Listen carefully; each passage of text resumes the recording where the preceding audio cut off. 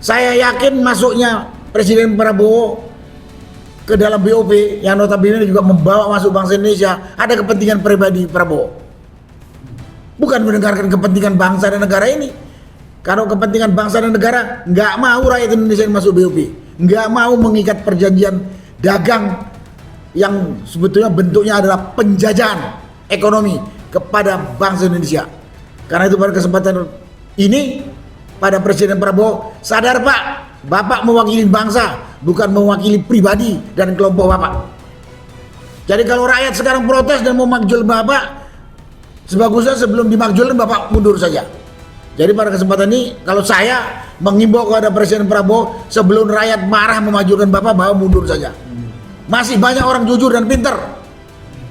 Karena dari diskusi tadi kita lihat, Prabowo sebagai presiden menjalankan mau-maunya sendiri, melanggar semua tatanan hukum yang telah ada. Terima kasih Om Lim. Assalamualaikum warahmatullahi wabarakatuh.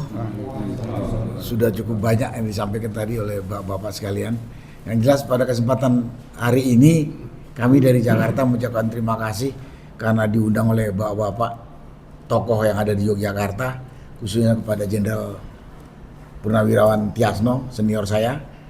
Dan dalam pertemuan ini nih, di samping silaturahmi, kita berdiskusi, kita tukar informasi, khususnya masalah Indonesia masuk BOP, adanya perjanjian dagang yang namanya ini Agreement on Reciprocal Trade, dan di dalam negeri masalah MBG dan Koperasi Merah Putih.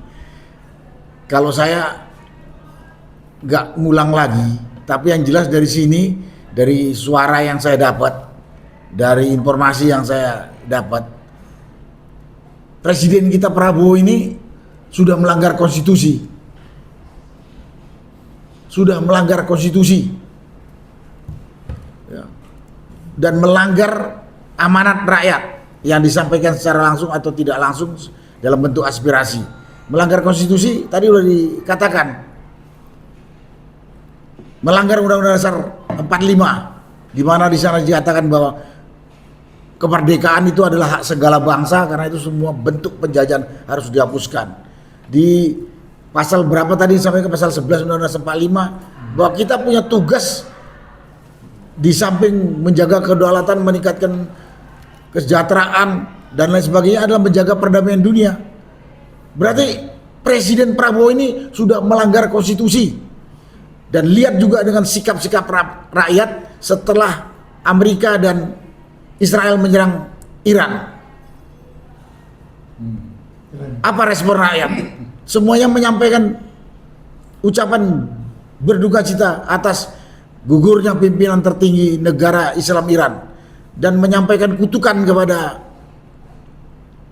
agresor Israel dan Amerika yang menyerang kepada Iran. Tapi Presiden pemerintah Republik Indonesia tidak mengecam, tidak menyampaikan ucapan turut berduka cita. Terlihat Presiden Prabowo ini sudah agen atau bonekanya Trump dan Israel.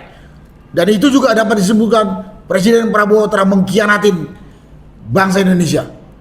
Sudah sangat terang melanggar konstitusi.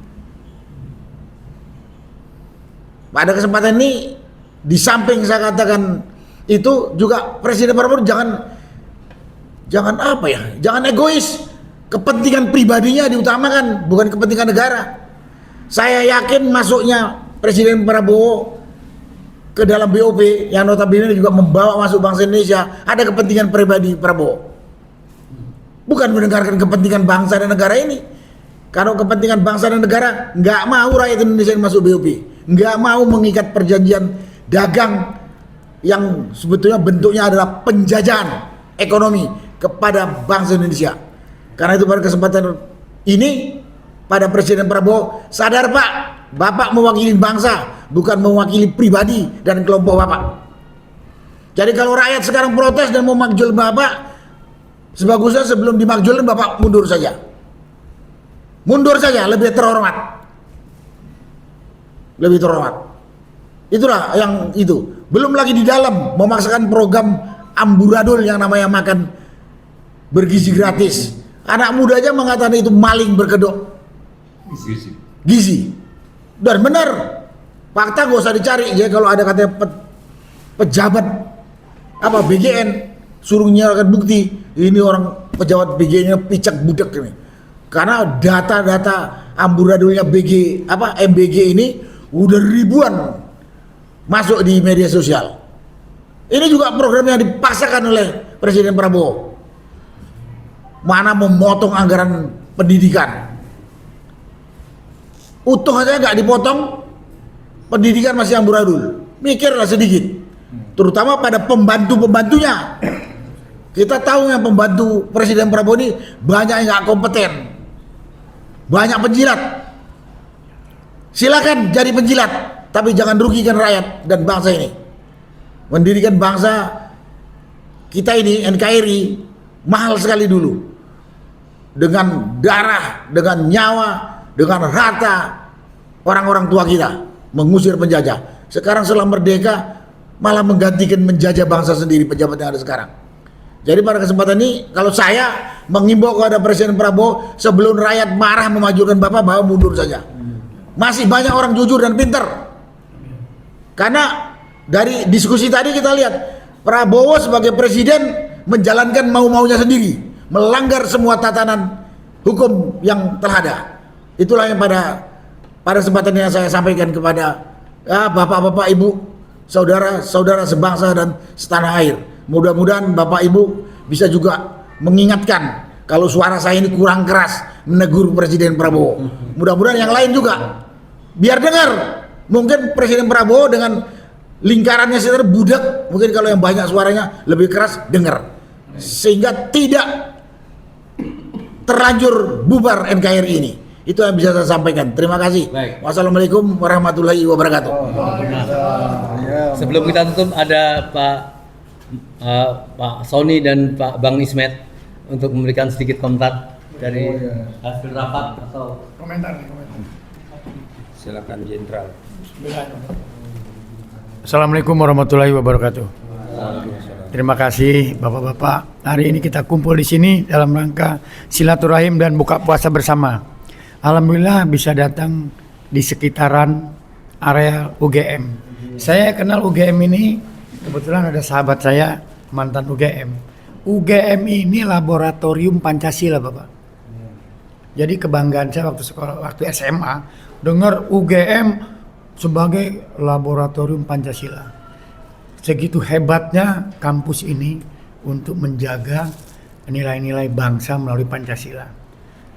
Begitu hari ini UGM ada yang cabik-cabik, saya bilang oknum aja, berarti dia mencabik-cabik Republik. Dan inilah yang harus kita berantas. UGM ini punya Republik, bukan punya perorangan, punya Republik.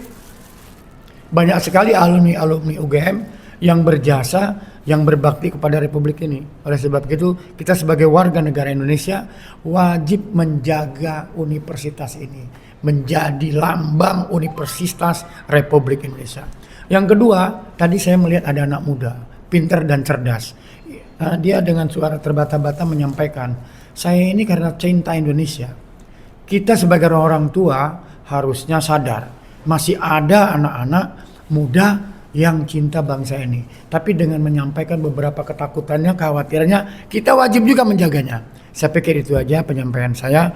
Mudah-mudahan kita bisa bersinergis dalam menjaga Republik ini lebih kuat dan terjaga dari apapun yang mengancam Republik ini. Terima kasih. Assalamualaikum warahmatullahi wabarakatuh. Bismillahirrahmanirrahim. Assalamualaikum warahmatullahi wabarakatuh. Saya pikir rakyat Indonesia semakin hari semakin bisa melihat situasi negara ini yang sudah tidak berjalan pada track konstitusi.